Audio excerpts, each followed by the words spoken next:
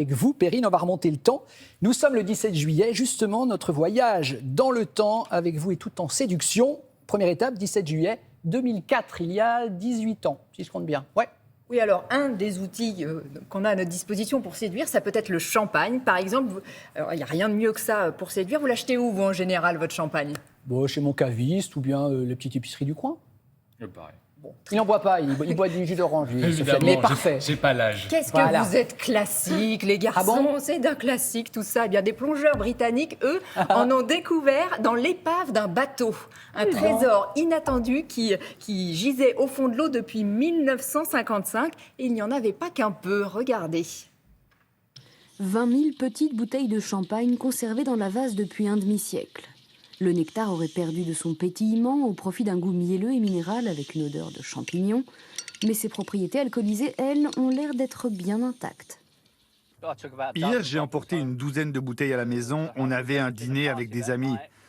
L'un d'eux a bu 4 bouteilles. Il est tombé par terre, on l'a mis dans un lit et on ne l'a plus revu pendant 15 heures. Mais pour le reste du butin, les plongeurs ont préféré garder secret pour l'instant l'emplacement de leur trésor. Bah oui, évidemment. Alors évidemment, deux choses. Tout d'abord, y avait-il encore des bulles ? Visiblement, oui.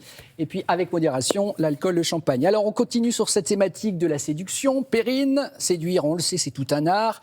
Vous allez nous parler d'un cours un peu particulier. Nous sommes le 17 juillet 1970. Oui, avec cette question cruciale. Comment séduire un homme quand on est une femme dans les années 1970 ? Vaste question. Eh bien, regardez, une experte nous dévoile ses armes pour une sorte de chasse de la séduction avec un vocabulaire guerrier qui va bien. Attention les clichés.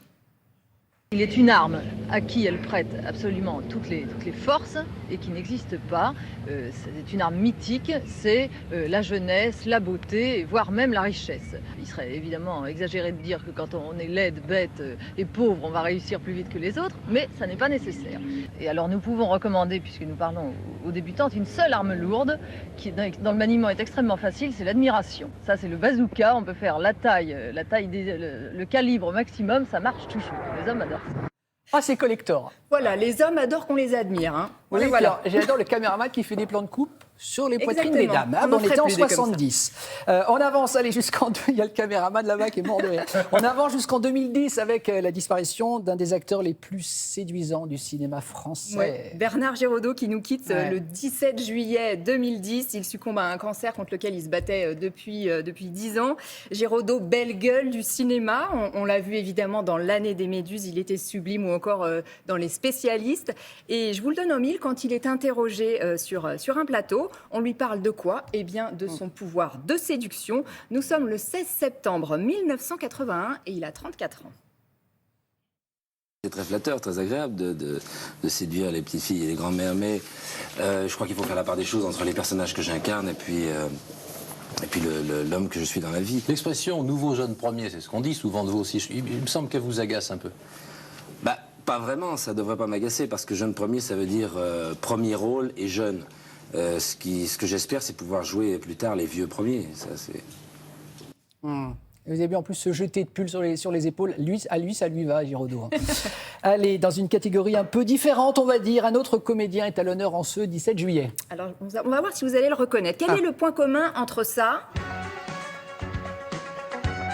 Ouais, Vous dites quelque chose ? Et deuxième générique ? Alerte à Malibu. Donc, quel est le point commun entre Alerte à Malibu et K2000 ? Bravo.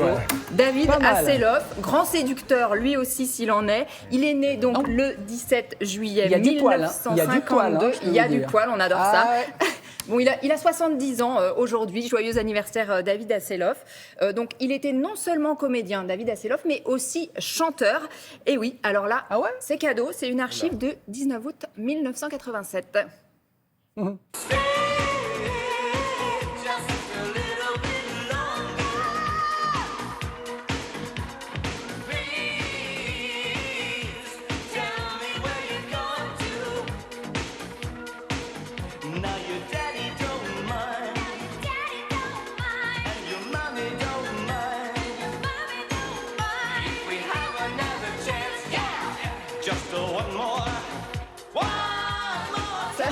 Ça Ça vous a plu, Damien, le blouson mais je clignotant? veux le blouson qui clignote. En plus, si vous marchez le soir, on vous repère de loin, il n'y a pas d'accident, c'est génial.